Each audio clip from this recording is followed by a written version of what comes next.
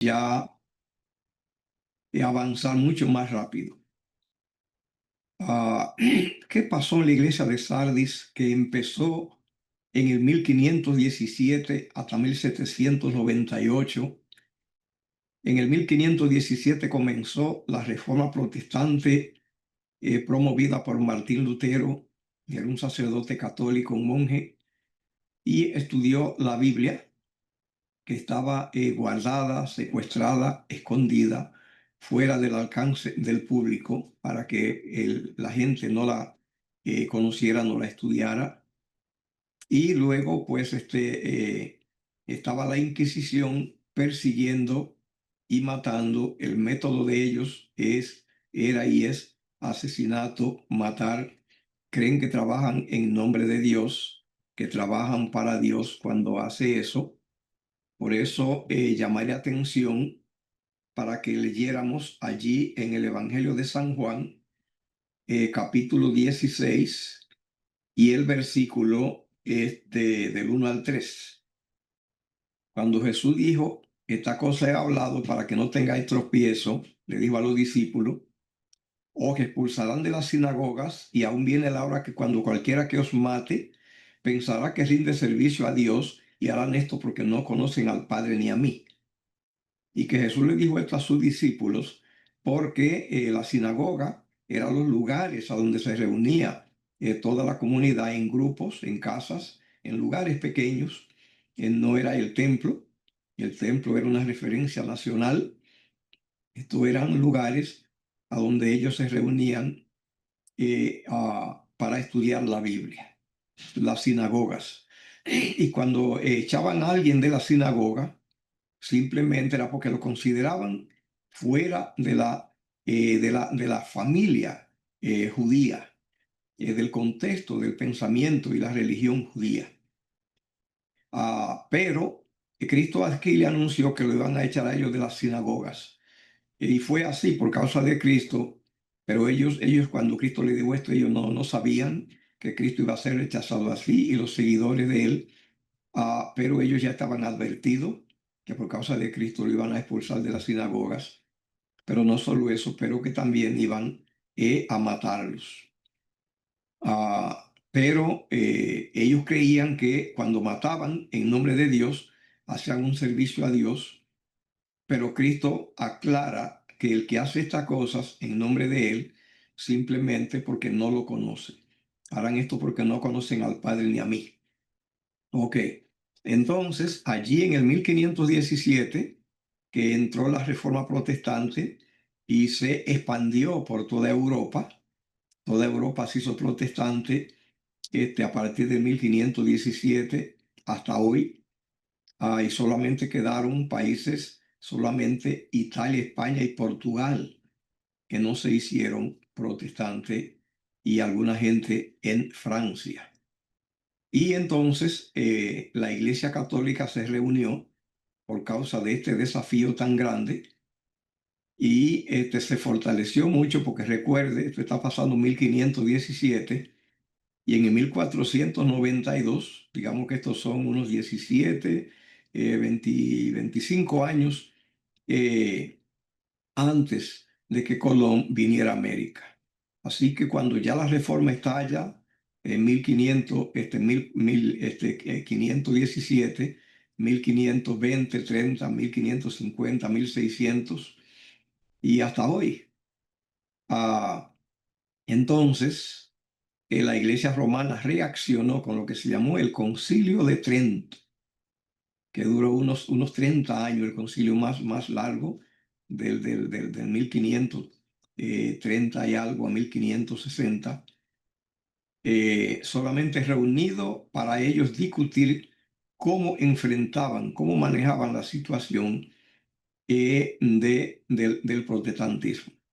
Pero que se fortalecieron mucho los católicos, como decía, porque en ese tiempo coincidió la venida de Colón a descubrir lo que llamaron el Nuevo Mundo. Y entonces, pues aquí había mucho oro, y ese oro fue llevado todo, y la iglesia, aunque perdió Europa, pero se fortaleció extremadamente con todo ese oro. bueno, y la expansión de territorios, que acá en lo que llamaron el Nuevo Mundo.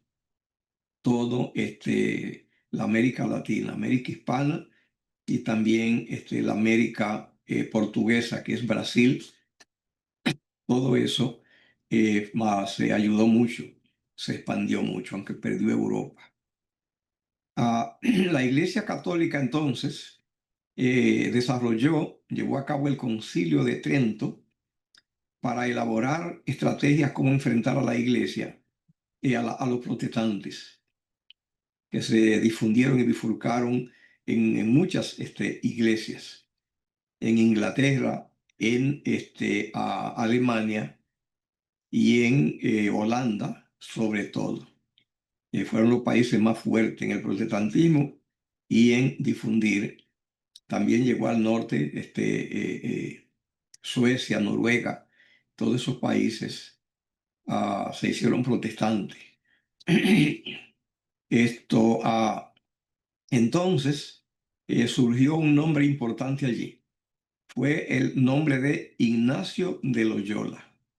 Ignacio de Loyola era un militar español y en una batalla que hubo allí dentro de los españoles, se pelearon allí, había diversos reinos internos y se pelearon unos a otros. Entonces él perdió una pierna, Ignacio de Loyola. Él estaba muy joven. Así que Ignacio de Loyola, entonces, ya con mentalidad militar, él era un militar, entonces se dedicó a la religión y se dedicó a estudiar. Fue a Roma y estudió en España y se hizo, pues, tuvo la preparación de un sacerdote, de un hombre educado en la religión. Y entonces él fundó lo que se llamó la Compañía de Jesús. Hoy la palabra compañía suena, está relacionada esa palabra, ese término, con un negocio, una empresa, una compañía. En ese tiempo no, en ese tiempo la palabra compañía estaba relacionada con lo militar. Cuando se hablaba de una compañía era un ejército. Entonces Ignacio de Loyola, él pues continuó con el pensamiento de la iglesia romana de creer que Dios le asignaba la misión de matar, porque la gente ha creído eso, de que Dios le asigna, de que Dios mata y que ellos son los que tienen que cumplir esa tarea. Y la iglesia romana pues así operó. Desde que ella tuvo dominio, fue asesinando, fue matando, porque creía que de esa manera hacían la obra de Dios. Y entonces Martín Lutero, ¿cómo se llama? Ignacio de Loyola, organizó la Compañía de Jesús, o sea, la armada, el ejército de Jesús, literalmente armado, porque la iglesia romana, desde que ella se fortaleció, desde tiempos antiguos, ella ha usado y usa el poder militar y el poder civil para atacar y deshacerse de sus enemigos. Así que se organizó los jesuitas, la Compañía de Jesús, un ejército militar para matar a los que consideraban enemigos de Dios, a los protestantes. ¿Y quiénes son los jesuitas? Bueno, los jesuitas son, como vimos, un ejército. Es la gente más preparada en asuntos de guerra militar. Estudian todas las artes y no hay ningún método que ellos rechacen en cuanto a eliminar personas, el asesinato, el matar. Es la organización pues más sanguinaria que ha habido desde su tiempo para perseguir y matar. Y entonces ellos, desde ese tiempo, decidieron estudiar mucho, organizarse para poder infiltrarse y ocupar todos los estamentos de la sociedad. Así que ellos se prepararon muy bien para ser banqueros, empresarios, sacerdotes, militares, conquistadores. Y hay un personaje que le llaman el Papa Negro. El Papa Negro es el general de los jesuitas, así se llama, el jefe de los jesuitas, porque recuerda, es un ejército y es el ejército mejor preparado del mundo en las artes de la guerra, solo que le estudian a todos los niveles. No hay ningún militar promedio que tiene la preparación de ellos. Y ellos se prepararon, pero decidieron habilitarse, prepararse para ocupar todos los estamentos de la sociedad. No hay ningún método de infiltración, de estrategia, de logística que ellos rechacen. Con ellos se cumple muy bien la máxima que dice que el objetivo justifica los medios. Y ellos lo creen y lo practican a ciegas. Y juran seguir los preceptos y la obediencia al Papa a ciega. Pero en realidad no es que siguen a ciega al Papa. Ellos siguen a ciega a los preceptos de ellos. Porque cualquiera dentro del sistema católico, que ellos lo detectan desde ese tiempo, de que tenga que su simpatía no esté definida por la iglesia, ellos entonces los eliminan. Y no tienen ningún reparo, ningún reparo. Y si ellos, dentro del método de ellos operar, pues está todo lo secreto y todo lo camuflado que puede hacer la obra. Mientras menos rastro deje y sea más letal y más eficiente, más eficaz su método de eliminación, entonces ellos actúan así. Y así pues han estado trabajando y persiguiendo y haciendo guerras. Voy a poner solamente un ejemplo que tengamos una idea. Por ejemplo, la Primera Guerra Mundial de 1914, esa guerra se calcula pues que hubo una pérdida de personas, una matanza de alrededor de unos 20 millones de personas en Europa. Y luego la Segunda Guerra Mundial, que empezó en 1941, 43 al 45. Fueron los jesuitas los que organizaron la Primera Guerra Mundial, y la organizaron fue para organizar la Segunda Guerra Mundial. Es decir, la primera fue del 14 al 18, 1914 a 1918. Y la Segunda Guerra Mundial fue pues allí pronto, rápido, seguido, en 1943 al 45. Ahora, la Primera Guerra Mundial fue organizada en Europa para organizar la Segunda Guerra Mundial. Se calcula que murieron alrededor en la Segunda Guerra Mundial, alrededor de 20 millones solamente de militares. Se estima entre 50 y 80 millones de vidas que se perdieron. ¿Para qué los jesuitas organizaron esto? Organizaron esa guerra porque ellos tienen un lema, y el lema es que la Iglesia Católica, simplemente ellos entienden que ellos, que es la Iglesia de Dios, que es el reino de Dios, y que Dios es así como opera, que Dios entiende que los enemigos de Dios, pues, Él los elimina, que la herramienta que Dios, pues, ha establecido para que establezca su reino y para que elimine lo que se oponen es a ellos. Ese es su entendimiento. Así que lo hacen pues convencido a las médulas de que son el reino de Dios y además de eso, de que son el instrumento de Dios para establecer el proyecto divino en la tierra. Y creen que el proyecto que ellos alimentan es el proyecto de Dios. Y que pues este Dios simplemente no titubea frente a sus enemigos en eliminarlo, pues eso ellos actúan así.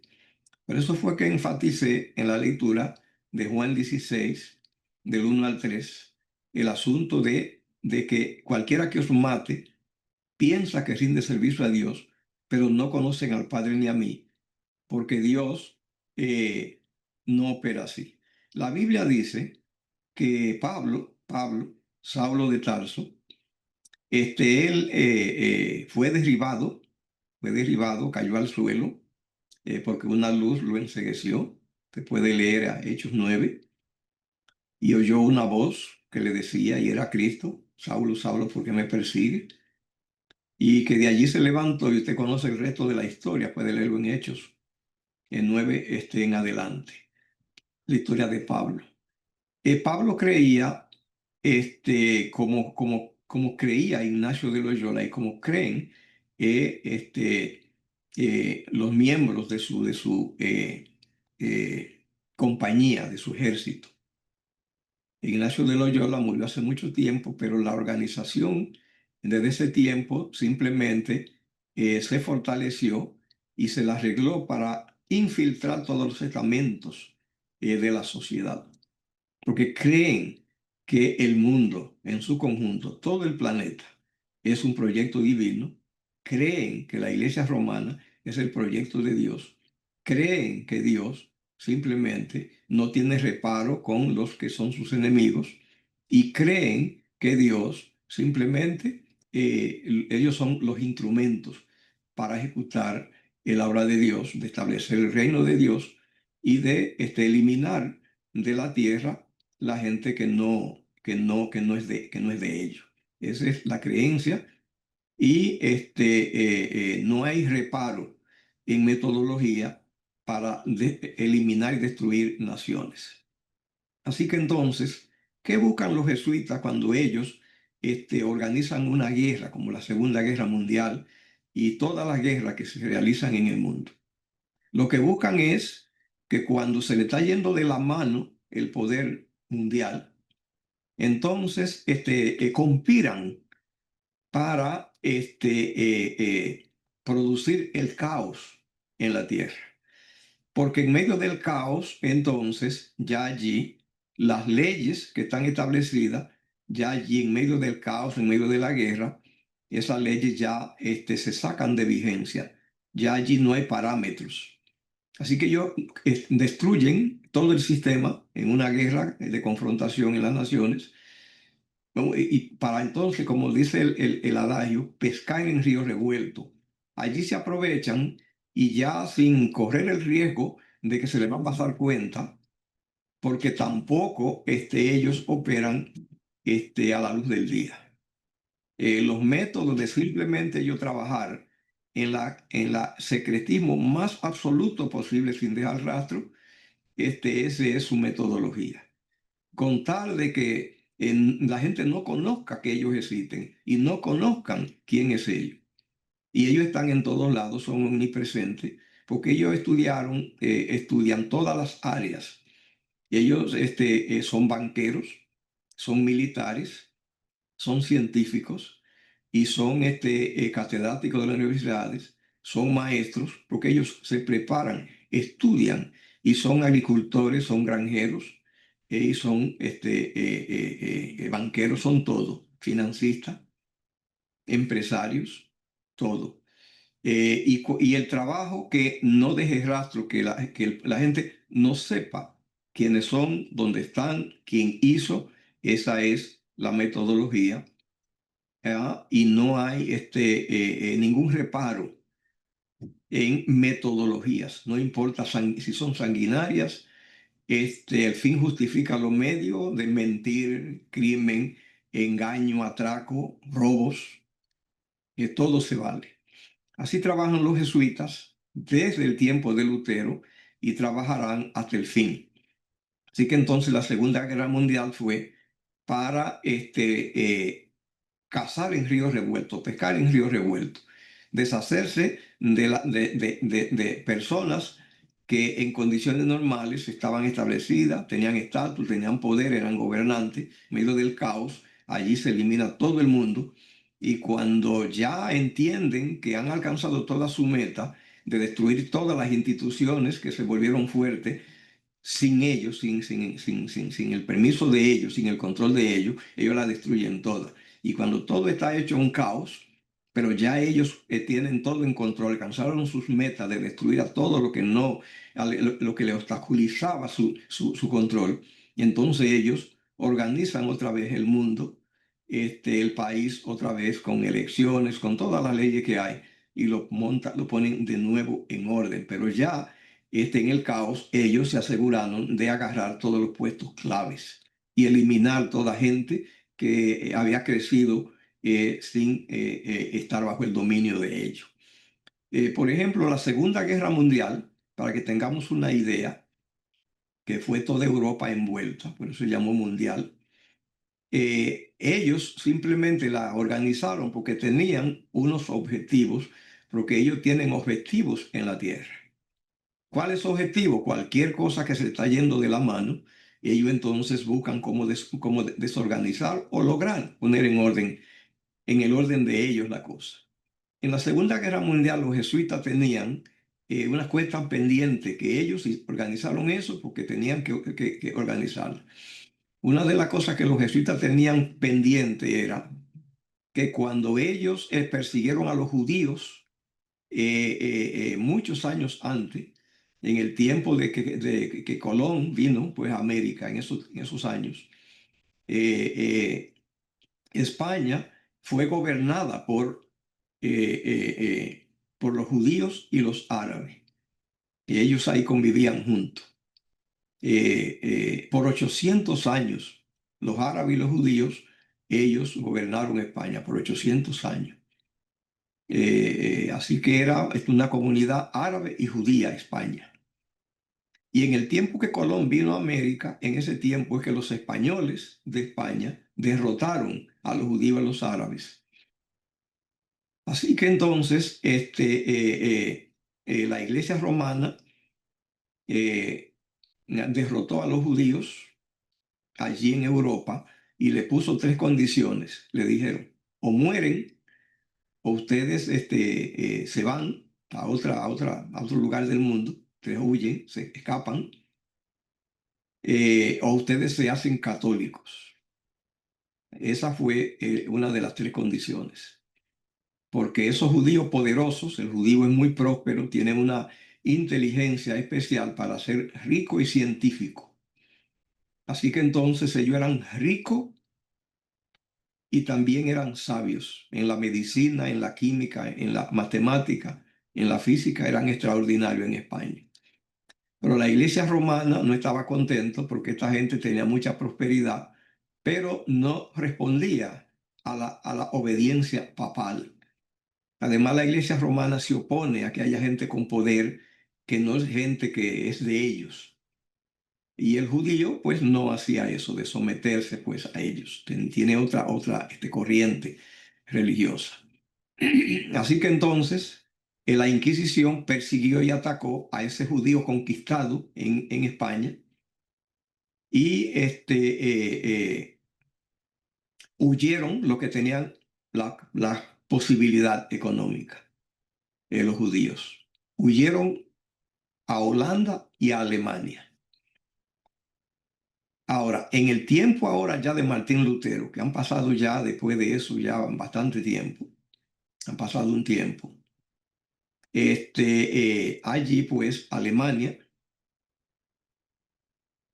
se hizo protestante porque Lutero era de Alemania. Y la reforma protestante fue en Alemania donde estalló y se desarrolló.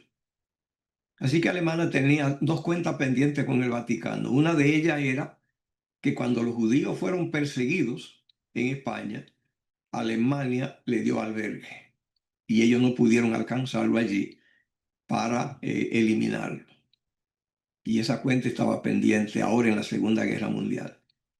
La otra cuenta es que Alemania fue la cuna del protestantismo y era protestante. Eso eran dos deudas.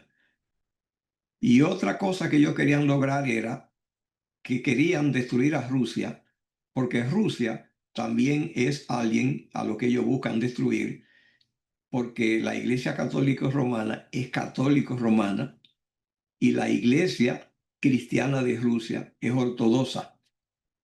Y los jesuitas creen que todo aquel que no es católico romano es simplemente carne de cañón del plan divino. Creen que Dios le asignó que ellos deben eliminar a toda la gente que obstaculiza el reino de Dios en la tierra, que es la Iglesia romana. Por lo tanto, entonces, allí se creó a Hitler. A Hitler fue creado por los jesuitas para que Hitler llevara a cabo esas tres tareas, de matar a los judíos, y ellos pues en el campo de concentración, los judíos estaban en Alemania, en Holanda, en Polonia y en otros lugares, y en Rusia, muchos judíos.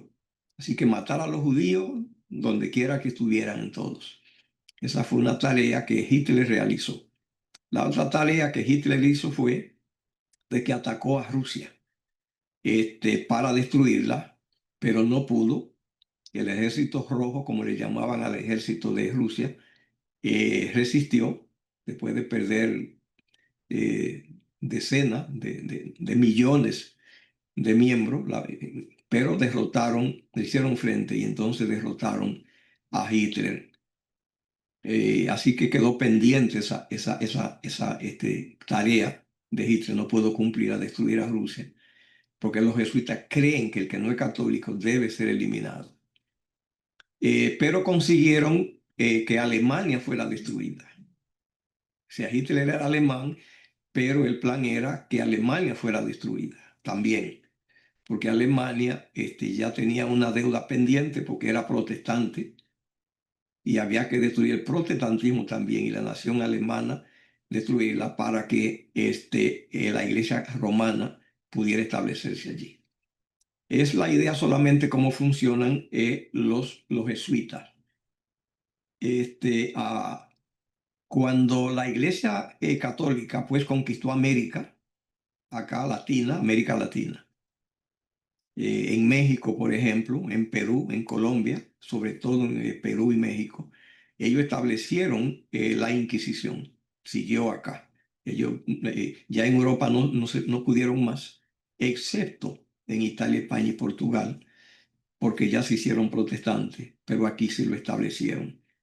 Así ellos trabajan los jesuitas, porque ellos, como vimos, ellos tienen una tarea que creen que Dios les asignó y el plan es simplemente llevarla a cabo hasta el fin. Ellos no van a detenerse hasta realizarla hasta el fin. Entonces, hay un término que nosotros escuchamos hoy, dos términos que son nuevo orden mundial o globalización. Es el mismo proyecto. Ese proyecto es de los jesuitas y lo que ellos tienen en mente es de que el mundo, pues, como ya vimos, tiene que ser, según ellos hablan, consagrado, tiene que ser consagrado el mundo a Dios. Por lo tanto, el mundo debe ser todo envuelto en una conflagración, no importa cuánta gente muera, eso no es necesario. Las que se oponen son un obstáculo. Dios, ellos creen, le ha asignado que esa gente pues hay que quitarla para que se ponga el plan divino. Así que ellos no tienen en cuenta las muertes y volver el mundo en un caos hasta que se pueda conseguir poner en orden las condiciones, no importa el costo en vida, y que se ponga a poner ese gobierno mundial. Recuerde bien, el Vaticano representa a la Iglesia Católica Romana, pero el Papa y el Vaticano solamente son un tipo de representación, nada más. Quien manda son los jesuitas, ellos son la parte militar, la parte que simplemente, y el jefe de ellos, que viste de negro, es que le llaman el Papa Negro, se le llama su rango general, porque recuerde que es un ejército y que opera en forma más letal, más bélica que los ejércitos regulares, porque esta gente y ellos usan todo tipo de armas, solo que usan otros recursos. Ellos usan, les voy a poner un ejemplo. Algo reciente. En Argentina hubo hace un tiempo, hace solo unas décadas, lo que se llamó la Guerra Sucia. Y es que hubo una persecución de personas allí, que el gobierno la perseguía. De eso hace unos 30 años, 40, la Guerra Sucia. Ahora, ¿qué es lo que había allí? Allí lo que había era pues un tipo de movimiento de personas que tenían ideas que no le gustaba a la iglesia y a la gente que trabaja con ella. Así que ellos desorganizaron Argentina, ellos violan todas las leyes, tumban gobiernos y pusieron un sistema militar que le llamaron el Plan Cóndor. Y luego, ¿qué es lo que se hizo con eso? Pues desaparecer alrededor de unos 30.000 ciudadanos. ¿Cómo se conseguía saber quiénes eran de las personas de esas ideas que había que desaparecer? ¿Qué método usaron? El método que usaron fue drogarlos, echarlo en sacos, bolsas, donde se envasa azúcar, y luego tirarlo al mar. Así que no han encontrado fosas comunes, como hay en otros lugares que matan mucha gente y encuentran fosas comunes. Allí no hay ni uno, no encontraron ni uno porque era tirado al mar en aviones. La pregunta es, ¿cómo conseguían esta persona para saber quiénes eran? Era a través de la confesión, porque la confesión se estableció para eso, para el servicio secreto más completo que existe en el mundo, es la confesión católica, llamada confesión auricular. A través de ella es que la iglesia consiguió saber todo cuanto ocurre, porque allí la gente dice todo lo que hace. Y no hay servicio secreto, ¿por qué? Porque como se dice que trabaja en nombre de Dios, pues la gente y ellos se hacen pasar de que son gente de Dios. La gente entonces no guarda secreto y dice todo. Así que ellos saben la vida de todo el mundo, con todas sus debilidades y todo. Y entonces allí en la confesión le preguntaban a los niños, y le hacían preguntas que los niños inocentes no sabían las implicaciones. Y le preguntaban en la confesión, bueno, ¿y tus padres, tu papá qué lee? ¿Qué escucha? ¿Qué dice? Y los niños decían, hablaban, o adultos que no sabían, que creen que están en el cielo, que están delante de Dios, que hay que abrir el corazón, le dicen todo.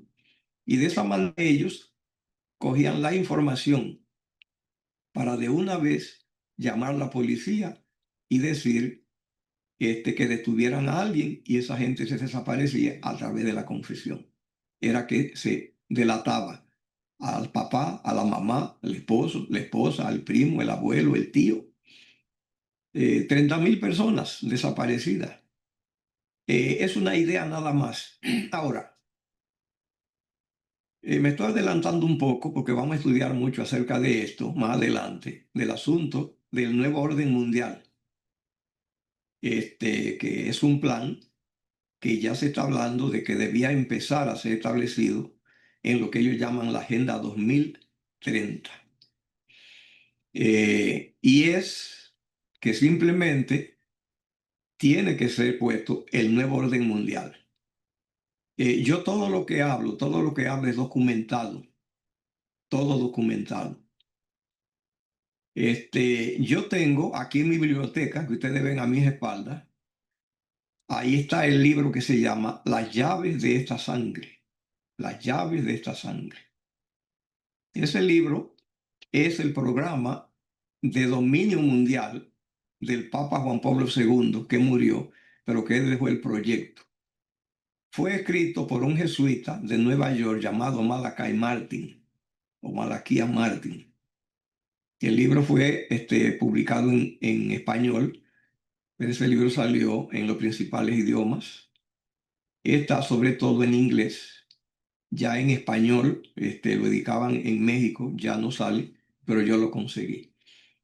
La llave de esta sangre, allí explica cómo el nuevo orden mundial se va a establecer sí o sí. Escuche bien esto. Hay otro libro que se llama Los terroristas secretos. Los terroristas secretos. Usted me contacta, yo puedo ayudarle, yo puedo conseguir ese libro. Le explica cómo los jesuitas operan en los Estados Unidos. Le voy a poner un ejemplo. Cuando los Estados Unidos se estaba formando, la nación, recuerde que la gente que vino a formar esta nación vino en el 1620. Mientras que la gente que vino a fundar América Latina, la América hispana, vinieron en el 1492 con Colón. Aquí se llegó más tarde, más de 100 años después, 1620. Porque acá la gente que vino a fundar esto aquí no era de España. La gente que vino a fundar acá aquí se habla inglés, fueron de Holanda y de Inglaterra. A esa gente vinieron acá a fundar esta nación. Escuchen bien esto. Cuando la iglesia romana miró que esta nación se estaba formando protestante, se alarmó y dijo, tenemos que hacer algo en la fundación para evitar que se levante una nación protestante aquí en el Nuevo Mundo. Porque el Nuevo Mundo ellos lo reclamaban para ellos. Recuerde usted que aquí, Estados Unidos, la parte del norte, fue descubierta por los españoles. Lo que pasa es que no quisieron radicarse acá. Y vinieron pues esa gente que mencionamos de Inglaterra y de Holanda y de Alemania y otros. Pero los españoles vinieron acá. Ok, escuche bien esto. Estas personas, cuando estaba organizándose la nación americana, pues fue una nación joven desarrollándose, vinieron 1620. Así que en el 1630, 1640, 1650, 1700, digamos a los 100 años de haber venido, 1720, ya aquí había un asentamiento extraordinario, estaban organizados y eran protestantes. La Iglesia Católica se alarmó como vio que estaba fundándose una iglesia, una nación protestante, y decidió, eso lo vamos a ver más tarde, decidió apurar para poner en los fundamentos, ver cómo los jesuitas podían establecerse acá para debilitarlo y crecer junto con ellos. Y usted puede estudiar la historia de la Cosa Nostra. La Cosa Nostra es la mafia italiana. La iglesia romana entonces trajo a esos grandes criminales, esos grandes asesinos de la mafia, gente completamente sin escrúpulos, y lo estableció en lugares claves en los Estados Unidos, para que ellos simplemente corrompieran y se hicieran ricos. Por ejemplo, las uniones laborales, los sindicatos. Eso lo trajo la Iglesia Católica Romana. Y lo trajo fue sobre todo a Nueva York y a Chicago y a Delaware, esos principales puertos, donde entraba y salía toda la mercancía. Hoy es que hay aviones, hoy es que hay trenes, antes era todo por el agua. Así que el puerto de Nueva York y esos puertos tuvieron mucha influencia. Y allí se establecieron los sindicatos, las uniones laborales, eran italianos todos. ¿Qué hacían? Defender al trabajador. Que si el trabajador querían abusar de él y pagarle una miseria, ellos establecieron un precio estable y bien organizados los trabajadores para que pudieran organizarse, que cuando hay un paro y ellos así tener dominio y control. Y así se organizaron. Usted dirá, eso es bueno. Bueno, allí entró todo el mundo, porque allí organizado podían ellos plantarle cara al empleador y poner las condiciones. Eso es lo que hicieron. Usted dirá, ¿y qué hay detrás? Bueno, hay algo detrás. Y es que si el empleador en esos puertos pagaba, digamos, a $5 la hora, a $4 la hora, la unión laboral, el sindicato, decía, usted está abusando, usted tiene que pagar a $10 la hora, tiene que pagarle.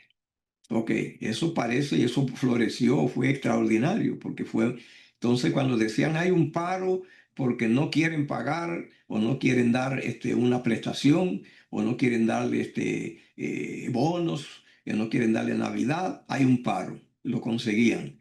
Bien organizado, nadie se movía y había que ceder. Hasta ahí estamos bien. Pero ¿qué había detrás? Lo que había detrás era de que entonces si pagaban a $3 la hora, vamos la unión a gestionar que pague a $6.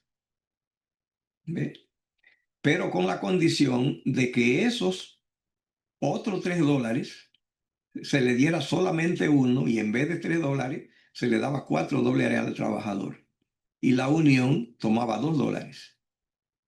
Es un negocio redondo que simplemente floreció y estableció hasta hoy, no había pasado algo eso nunca, de que el trabajador se ha protegido de esa manera, en una forma tan organizada que simplemente el empleador no tenía poder, no podía hacer nada, porque estaba organizado y ellos decían no y no van bien. Llevaban los barcos llegaban llenos y decían ese barco hay que descargarlo, ahí está la mercancía, de eso es que vive el negocio, la empresa y la gente. No se puede dejar allí, se pudre, se descompone o la gente muere de hambre porque allí no pueden comer con ella que está allí en el mar. Ellos decían, bueno, sí, vamos a descargarlo a tantos dólares la hora. Así que bien pagado. Con la condición también de que de cada hora ellos van a coger $2. Así que de 1 millón de horas, ellos cogían entonces $2. Son $2 millones. Y eso lo hicieron ellos fue para enriquecer a la iglesia. Todo eso era para la iglesia. Y luego esta gente también, estos mafiosos, ellos eran criminales, todavía lo son. La mafia simplemente tiene un dominio, se controla, robaban documentos, infiltrado en el gobierno, en todas las estamentos donde había dinero, robando, falsificando documentos, comprando propiedades a centavos para venderla en millones, todo eso para la iglesia. Si la iglesia simplemente católico romana, y eso era para comprar propiedades, para hacerse rico, para romper gente. Todo eso pasó en los Estados Unidos. Entonces, en una nación protestante, la iglesia arregló cómo hacerse de medio mundo, de las propiedades mejores, con el saqueo, el robo, la mentira, el engaño, el crimen. Este, dañando el mercado porque se infiltraron. Voy a poner un ejemplo solamente. Cuando el presidente Kennedy fue presidente de los Estados Unidos, era un hombre que él no conocía cómo funcionaba la nación americana. Por lo tanto, el jefe de la mafia nacional, Sam Giancana, era por su estilo de comportamiento, cómo opera la mafia, que infiltra todos los estamentos y sabe todo lo que hay, porque estudian para eso, para tener dominio en todo. Y era él quien le daba las instrucciones de la orientación, cómo funcionaban los Estados Unidos. Él estaba preso por crímenes, pero fue quien lo ponía al tanto y le decía cómo se movía la nación. O sea, ese es el método como trabajan los jesuitas. Y menciono esto ¿por qué? Porque simplemente para que sepamos lo que significa nuevo orden mundial y globalización. Que ese proyecto simplemente es el que va, está profetizado y estamos estudiando Apocalipsis por ese proyecto. La razón por la cual estamos haciendo este seminario es para solamente llegar. Cuando lleguemos y expliquemos eso, terminamos. Nuevo orden mundial, globalización. El poner el mundo en caos, no importa el costo, en vidas, desastres, pestilencias, guerras, crímenes, solamente nada más hasta ablandarlo, someterlo, crear las condiciones, debilitar todo el que se oponga hasta que se consiga ponerse a gobernante mundial, porque entiende que cuando pone ese gobierno mundial, el reino de Dios ya quedó establecido en la tierra. Eso es el nuevo orden mundial, es la globalización. ¿Ve? Y les adelanto que la Iglesia romana, el método que va a usar para lograr eso es infiltrar a los Estados Unidos, porque es la nación, Estados Unidos está en la profecía, lo vamos a encontrar, es porque es la nación que tiene la mano fuerte para poder controlar el mundo, para poderlo dominar, porque los jesuitas así que ellos trabajan. Ellos simplemente domestican el poder político, lo infiltran, lo controlan, lo convierten en un títere. Y los poderes militares en el mundo son títeres de los jesuitas. Déjame ver cómo está el tiempo. Yo espero que estoy explicando, porque esto que estoy explicando hoy es lo que pone la pauta para que podamos entender qué es lo que dice Apocalipsis. ¿Para qué se escribió Apocalipsis?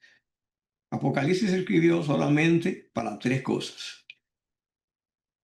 Número uno, para revelar a Jesús, revelar a Cristo, porque recuerde que Cristo era un hombre, un hebreo, un joven judío, pero era más que eso. Y entonces a Juan se le encarga esa función y la vamos a ver prontito en los próximos estudios. O sea, desvela, o sea, quita la cortina, porque Cristo vino humano, porque era así como podía hacer lo que hizo en la tierra. Vino humano para llevar nuestra naturaleza encima de él, porque para nosotros poder ser salvos, necesitábamos a un redentor. Nosotros no podíamos salvarnos por nosotros mismos. Entonces vino Dios mismo, en la persona de Cristo, y toma nuestra naturaleza. Número dos, no peca, Cristo no pecó, y eso representa que nuestra naturaleza en Él fue derrotada, nosotros somos pecadores. Pero hay algo más. También Cristo, pues, dio a conocer a Dios. Escuche bien. Lo vamos a ver luego que dice Evangelio de San Juan, capítulo 1. A Dios nadie le vio jamás. El unigénito Hijo que mora en el seno del Padre, Él lo ha dado a conocer. Lo que le estoy diciendo es de que la Biblia entera de Génesis a Apocalipsis es el libro de Cristo. Escuche bien, el mundo, el Jehová del Antiguo Testamento de la Biblia es Cristo. Quien creó el mundo en Génesis capítulo 1 en adelante es Cristo. O sea, la persona de la deidad que se encarga de crear, de hacer las creaciones, es Cristo. Y la herramienta que usa para trabajar es el Espíritu Santo. Él tiene que entender eso. ¿Por qué? Usted dirá, bueno, ¿y el Padre dónde está? Y es una pregunta interesante. Bueno, Cristo dijo a Dios, nadie le vio jamás. O sea, ninguna obra creada lo ha visto. Veámoslo de esta manera. Cuando Dios creó a los ángeles, el creador que Dios pone para que le haga su obra es a Cristo. Así que Cristo creó a los ángeles. Ahora, ¿qué hizo Cristo para poder ahora trabajar con los ángeles ya que los creó? Y Cristo siempre opera como pastor, siempre. Así que Él creó a los ángeles y es el pastor de los ángeles, el líder, pues es el líder. ¿Qué hizo Él para eso? Que Él tomó la forma de ángel, porque así de condescendiente Dios, que Él asume la forma de las criaturas. Es decir, se vuelve como ella para poder compartir entre ellas, para poder hablar como ella, que lo puedan ver, que puedan pues mirar a su líder y que esté en medio de ellos allí. Así que Cristo asumió la forma de ángel, es un ángel. ¿Cómo se llama en la Biblia? Ese ángel se llama el ángel de Jehová. Salmo 34:7. El ángel de Jehová campa alrededor de lo que teme y lo defiende. El ángel. En la Biblia existe un ángel de Dios o los ángeles de Dios. Ay, eso es plural. Pero cuando es singular, el ángel de Jehová, ese es Cristo. La razón por la cual los judíos tuvieron dificultades con Cristo es porque los judíos aprendieron en el Antiguo Testamento que existe Jehová y los ángeles. Ellos creían que el ángel de Jehová y los ángeles es lo mismo. Ese es el problema, y es que no es lo mismo. Al ángel de Jehová se le llama también Miguel, y la palabra Miguel en hebreo significa quien como Dios. Ahora, cuando Cristo viene a la tierra y se hace humano, lo que está entonces viniendo a hacer lo mismo que había hecho con los ángeles, con nosotros, de hacerse humano, porque así es que usa, de que nos podamos comunicar, de bien se pone como nosotros. Y entonces, Juan se le asignó la tarea de que él quite el velo para que vean quién es él, y ese es el velo que vamos a ver a partir del capítulo 4 de este Apocalipsis. Entonces, la primera tarea de toda la Biblia y de Apocalipsis es de revelar a ese personaje, que vean, mira quién es. Tú no sabías con quién tú estabas hablando. Mira quién es. Esa es la primera tarea, revelar a Cristo. La segunda tarea es cómo Cristo manejará, operará el conflicto cósmico, cómo peleará, qué herramienta usa. Eso lo vamos a tratar. La tercera objetivo de Apocalipsis es que hay un impostor que se vistió de Cristo, que simplemente se le llama el anticristo. Recuerde que esa palabra en griego no significa el hostil que si lo encuentra lo mata. No, sino el que estudia hasta el cansancio a ver cómo logra pasar como él.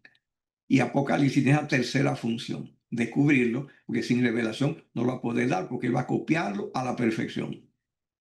¿Ve? Y cuarta función que tiene Apocalipsis es que el pueblo de Dios, número uno, conozca al Cristo.